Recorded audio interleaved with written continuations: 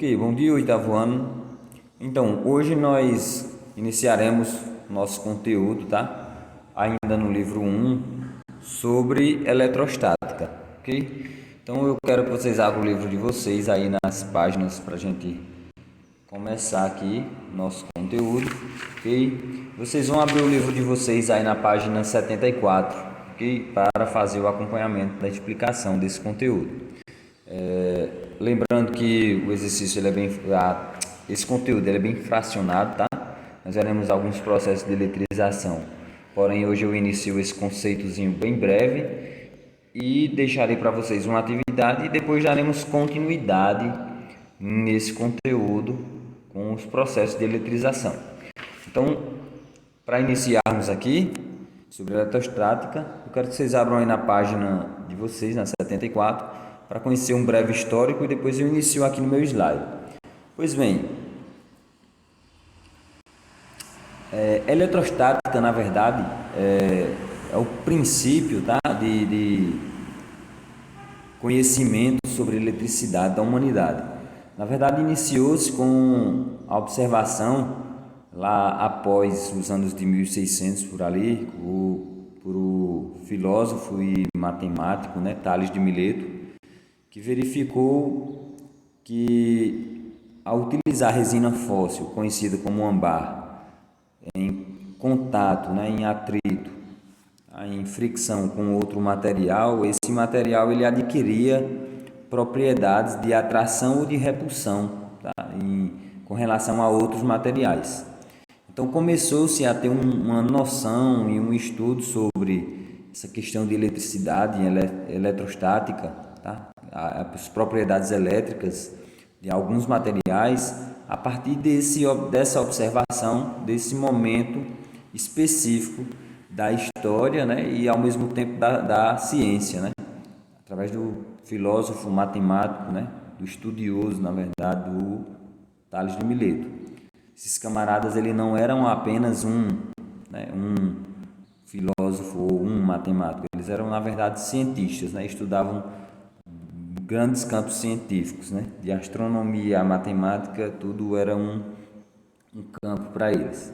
Então nós iniciaremos aí na página 75 esse breve conceito, ok? Vocês podem estar acompanhando, mas eletrostática é justamente essa área da física que está aprofundada e especificamente trata de eletricidade, tá? De cargas elétricas, tá? Então de eletricidade como um todo.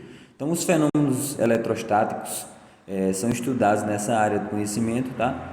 E justamente por decorrência ou por observarem que existia essa força de atração e repulsão entre cargas elétricas, justamente como eu comentei agora no início para vocês, por observar essa resina fóssil, esse âmbar, que tinha essa propriedade, ao ser friccionado, ao ter um contato com um material em específico, ele passava algumas propriedades, ok? Então, as cargas elétricas, processo de eletrização, força elétrica, potencial elétrico, campo elétrico, energia potencial elétrica, tudo isso, todos esses assuntos, se não vemos aqui no oitavo, nós veremos no nono. Se não vermos no nono, daremos continuidade no primeiro, ok? E aí lá no primeiro ano eu acredito que esse conteúdo eletrostático ele deverá ter sido contemplado de sua forma integral, tá? Em todos os aspectos.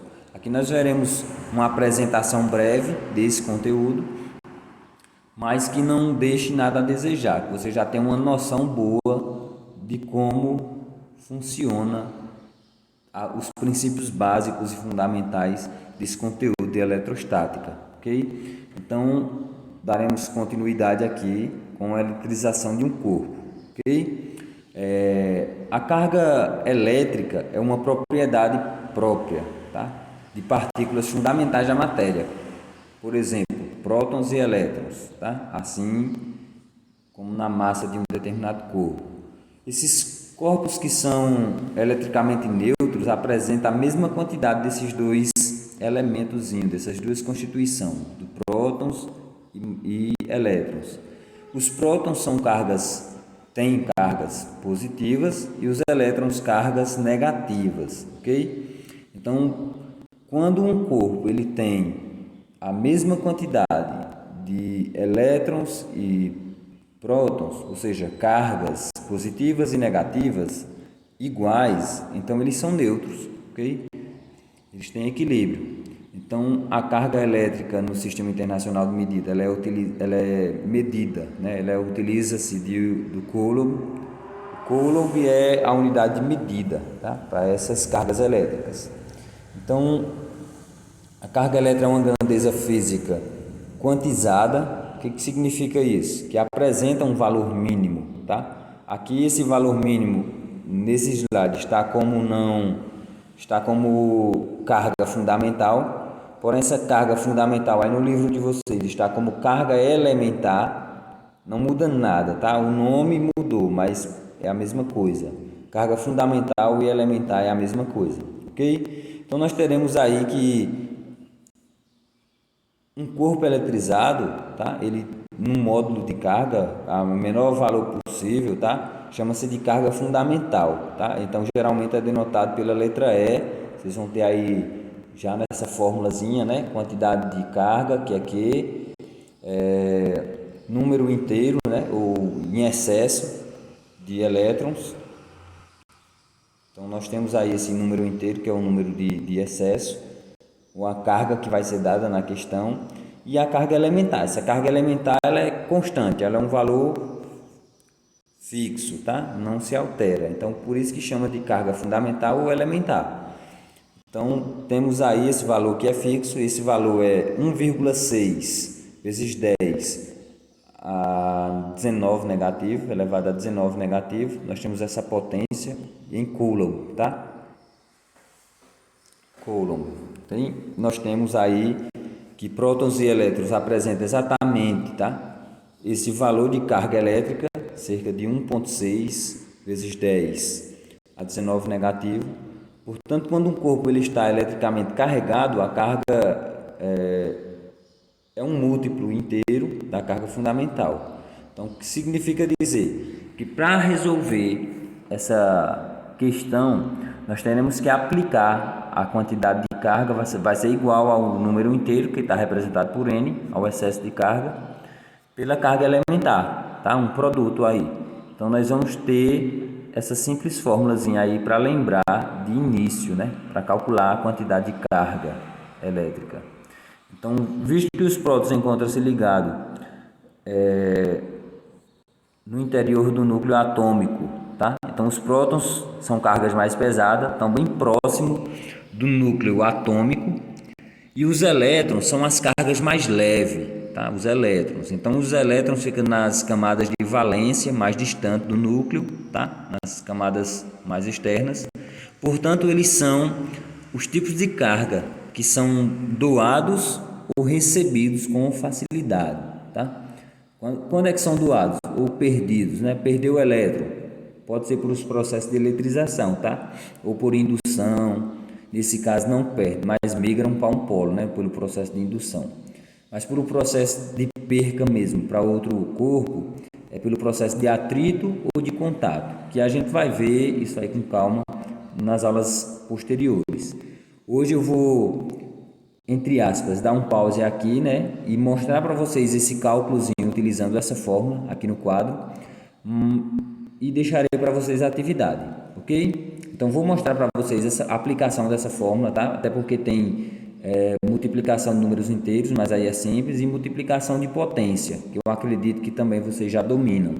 Mas aí nós vamos ver como resolver essa multiplicação de número de notação científica, para ser mais específico, notação científica, ok? A notação científica é representada por um número inteiro e uma potência. Então nós vamos resolver uma questão dessa aqui no quadro, e eu já deixo para vocês a atividade de hoje, tá? Esse é um conteúdo bem elementar, bem básico, a apresentação, tá?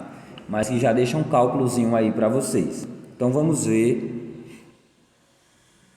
a nossa explicação de como aplicar os cálculos dessa fórmula. E aí eu deixo a atividade. Então, oitavão, já para vermos aqui de forma prática como resolver um problema que envolve nosso cálculo de carga elétrica, tá? Carga elétrica, número inteiro ou quantidade que foi doada ou recebida de elétrons e a nossa carga elementar, tá? Eu vou demonstrar para vocês de forma prática, tá? Já identifiquei que eu preciso calcular a quantidade da carga elétrica, tá? Que foi doada e recebida, porque nós temos como resultado justamente o produto entre a carga que foi doada ou recebida e a carga elementar, tá? De um determinado próton ou elétron. Então nós vamos ver aqui que é o produto dessas duas notações científicas. Uma multiplicação, tá? Vou substituir aqui agora, deixa eu pegar o pincelzinho preto. Então nós temos aí, para substituir nossa carga elétrica, a quantidade de N, que é 2 vezes 10 à 15ª potência. Então vamos lá, 2 vezes 10 elevado à 15ª potência, vezes, vou colocar o x mesmo, porque não envolve equação, tá? Então vou colocar o x mesmo para diferenciar duas notações. 1,6, né? 1,6 vezes 10 19ª negativo, ok? Então nós temos aí que aplicar a multiplicação entre essas duas notações científicas, tá? Eu multiplico esses dois, tá? 2 vezes 1,6, vamos armar aqui do ladinho, 2 vezes 1,6, tá? Número inteiro vezes um número decimal. 2 vezes 6 é 12, vai 1. 2 vezes 1 é 2, mais 1, 3. Ok? E aí nós teremos a vírgula, um número depois da vírgula. Então eu conto um número e adiciono a vírgula. Então dá 3,2. Nosso número inteiro aqui, ou nosso número resultado da multiplicação, inteiro não, decimal como resultado é 3,2 vezes a multiplicação de potência. Como que eu faço multiplicação de potência? Multiplicação de potência, eu repito a base é 10, tá? Então vamos lá, vou repetir aqui a base é 10 e vou ter que somar, tá? Somar 15, que é positivo, tá sem sinal, mas é positivo, com 19 negativo. Está dentro de parênteses porque vai ficar dois sinais. Então nós teremos aí mais vezes menos primeiro para poder conseguir resolver, torna apenas um sinal. Sinais diferentes quando são multiplicados fica menos, não é isso? Então nós teremos 15 menos 19. Então o resultado aqui será 10, 4 negativo. Ok? Por que 4 negativo? Porque o 19 é um número maior que 15. E então o resultado negativo. Repete o sinal negativo e faz a continha de menos.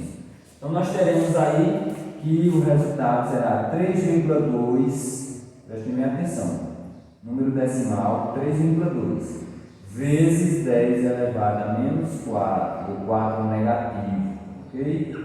Coulomb. Foi. Essa é a nossa resposta. Então, depois dessa explicação, eu já deixo aí para vocês, pessoal, na página 75 e 76, as questões de 1 até a 5, ok? Vocês possam estar resolvendo essa atividade e me enviando por WhatsApp, ok? Eu aguardo a participação de todos e até a nossa próxima aula.